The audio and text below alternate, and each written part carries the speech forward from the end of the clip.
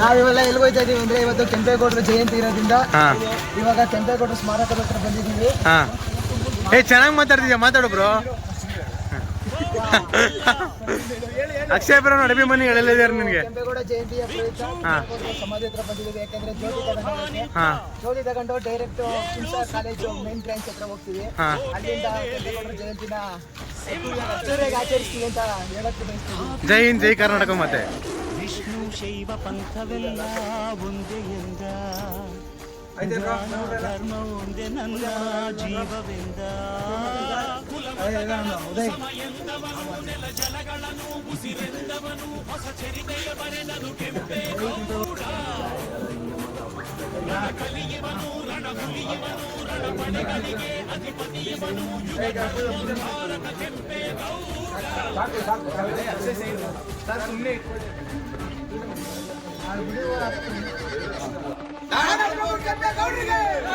ಕೆಂಪೇಗೌಡರಿಗೆ, ಕೆಂಪೇಗೌಡರಿಗೆ.